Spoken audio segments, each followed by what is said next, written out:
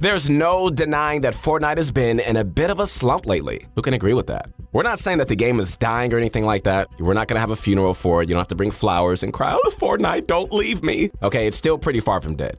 In fact, it's still the most dominant battle royale game on the market. Who knew that? That's just facts. But based on various bits of available data, there's definitely been a decline in players over the last few seasons, and Season X saw a pretty sharp decline, the most we've seen so far. So, what exactly does that mean for the future of Fortnite? Will it ever go back to its glory days?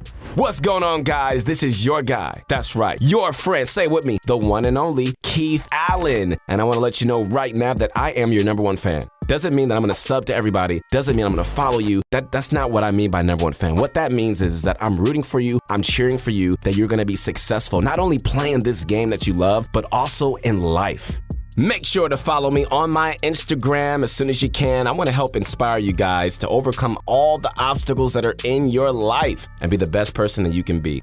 So today we're going to be discussing whether Season 11 can save Fortnite. I could just see Fortnite screaming right now, "Oh my goodness, what am I going to do? Season 11, you got to save me." And Season 11's like, "Wait a minute, do I look like Season X to you? I got you, don't worry." Despite all the bad news, Epic has been making some fantastic changes that we think are heading in the right direction. And we think those changes just might revitalize the game in the upcoming season.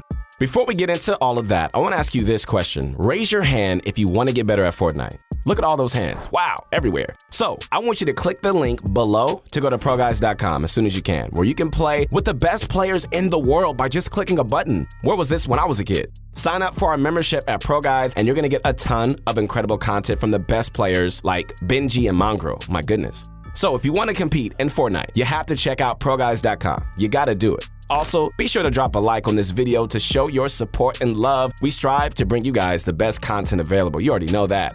All right, with that being said, sit back, time to relax, and get my favorite candy, that Bunch of Crunch, and let's get this going. Starting off, what actually went wrong in the first place? Dun dun dun. There was always signs that Epic was steering the design of their game to cater specifically to the casual player experience. I'd say the first major change was with the planes in Season 7.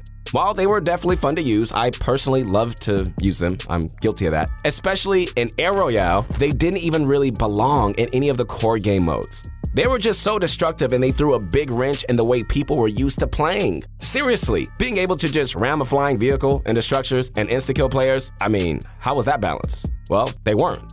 The intention behind making them that overpowered was to help newer and lesser skilled players get kills and win games they otherwise wouldn't be able to do so. Keeping it real. The same thing pretty much happened with the brutes, but to a much harsher extent. I'm sure most of you guys can recall from recent memory just how overpowered these things were. It took Epic a few weeks, but they did eventually realize their mistake and they nerfed the brute. Bravo, bravo. And now they're completely disabled. Awesome. Probably because hardly anyone liked them. You like them? Okay, you're like one person out of like a million, okay? I don't even know. I really don't. How do you guys feel about the brutes? In actuality, choosing to make things overpowered to help lesser skill players led to a ton of problems. Like, what about the competitive scene? The competitive players they're looking around like, what's going on? There are no new players in there. Yet the overpowered planes, the mechs, and whatever else were still enabled played a huge role throughout the entire season. As for helping out lesser skilled players, which we love you guys, we really, really do. It might have given them an opportunity to pick up more kills or even win a game now and then, but it definitely did not make them better at the game. Their core mechanics like building and aiming stayed very poor, and they never improved. So, outside of using a plane or mech or whatever crutch item there was at the time, they would still eventually get stumped and feel dissatisfied with the game. Now, it's not a bad idea to cater to casuals or anything like that. Casual players, I love you. I really do. Don't kill the messenger. Casual and new players matter just as much as the hardcore fan base when it comes to the life of a game. Epic even mentioned their mission was to bring all players of all skill levels together to have a fun experience where anyone can win. I'm sure they sound just like that. But clearly, if you're pissing off a large portion of your player base trying to accomplish that, nothing good is going to come out of it. Trust me. There was also never a game mode or an environment meant for newer players to thrive in. Sure, we've got Team Rumble, we got Creative, and we got other LTMs, but those are not the core Battle Royale modes that people download the game for. And they can pretty much get stale and uninteresting after a while. Boring! Yeah, seriously. If you did want to play Battle Royale outside of a ranked environment, you would just be thrown in a pot of players with varying skill levels. Imagine for a second, for whatever reason, you only first started playing Fortnite in Season X, okay? You get into a solo match, everything is cool, and while you're trying to figure out the controls and get used to the game, somebody that's been playing since Season 3 with over 100 hours of practicing and creative rolls up on you. So you give it your best shot, you see what's gonna happen, you have a little faith. But as you pretty much expect, they destroy you within seconds. Given that scenario as a new player, would you have that drive to keep playing hundreds or possibly even thousands of games just to try to improve to get a solo win? Probably not. You'd probably quit just like many people I know. If this just kept happening to you game after game after game, what would you do? Well, most casual players definitely would not continue to play. And so with players getting better and the skill ceiling growing, an avenue for newer players to experience Battle Royale in a fair manner was just not happening. Of course, both of those theories of why the game declined in popularity might not have everything to do with it. I mean, people do just get bored, right? Of things eventually. It's just human nature. I can only watch one inning of a baseball game, and if I watch any further, I'm like, someone slap me, please, put me out my misery. You see, the same things happen with all of us and other things. You see the same declines in popularity with TV shows, toy products, musicians, and plenty of other games. However, looking back at the backlash we saw with the mechs and Season X in general, I mean, let's be real. The sharp decline in popularity was not a coincidence. With a lot of the changes that we're starting to see lately, it seems that Epic is now realizing their fault and is starting to make some amends. One of the biggest changes, in our opinion, is skill-based matchmaking. Even though many are complaining about how it's been implemented, we don't really know how it works. The theory is that it's based on our kills per match and win rate, which would make a lot of sense. But the problem with that is, for instance, a 3.5 KD player on mobile is much different from a 3.5 KD player on PC. Previously, those devices wouldn't be matched together at all, but now they are. And if that's how it's going to work, going off of our previous stats, there are definitely going to be some imbalanced matches forming. Again, we don't know exactly how skill-based matchmaking works yet, so it may end up being a bit more complicated than just our KDs. We're not saying it's perfect by any means just yet, but Epic's goal here is to create even matches. So I think that by the time Season 11 starts, we're going to see some tweaks to improve that as well. Also, coming in Season 11 are bots, also known as AI or computer opponents. Now, they make up a small portion of lower skill lobbies, making it easier for newer players to learn the game without feeling so overwhelmed. People are treating this like it's going to be a bad thing, but so what if new players can have an AI to kill now? You know what I mean?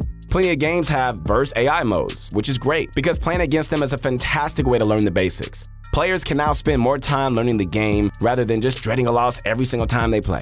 Overall, this is a pretty minor change, but it should help out newer players a bunch. A couple of new modes geared towards newer players have also been leaked. One is the tutorial mode, which at FireMonkey on Twitter did an absolutely fantastic job of breaking it down. Designed specifically for new players, this mode will take them through the basics in a safe and friendly environment. Oh, that's just so nice. It'll teach them how to do things like open chests, build structures, and use weapons. This game's needed an in-depth tutorial for a long time now, so it's about time.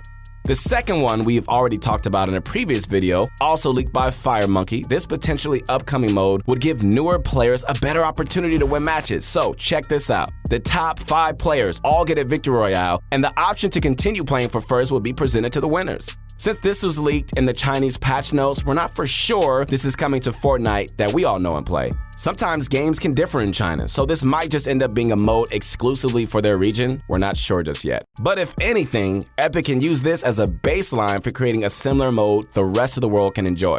So don't even think about moving to China just to get you a win. Don't even think about that. You're probably thinking, the top 5 is not even good enough for me. I need the top 10. See, now you're going a little bit too far. Now this is getting ridiculous. You're being silly now. You just need to practice, okay? Give it up.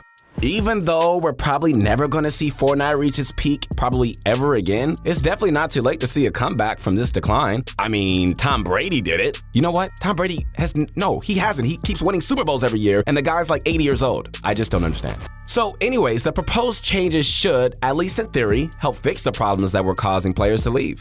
With proper skill-based matchmaking, AI for the newbies to kill, and training modes to help them learn the basics, Epic now won't have to cater to casuals by adding ridiculous changes that impact the willingness to play for the rest of us. That means hopefully no more brutes, no more planes, infinity blades. You gotta be kidding me. Really? Come on, I don't even want to comment on that. Or whatever else that's just grossly overpowered. If you can tell, I need a Snickers right now. I do. There are even more ways they can go about this. Separating competitive from casual play is just one thing. Epic has always tried maintaining a similarity between competitive and core modes, but the fact of the matter is this: competitive play is just much more different from casual play. Who agrees with me? Thank you. I have one person, or 2, 3, 4, 5. Okay, keep going. A new item, vehicle, or a rule set that might just work in a casual environment isn't guaranteed to work in a competitive environment, and vice versa.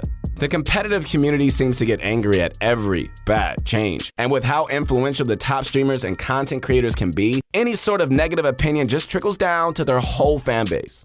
Separating casual and competitive play is going to become less of an issue now that skill-based matchmaking is affecting all core modes. But it's something that we think Epic should still consider each time they release something new.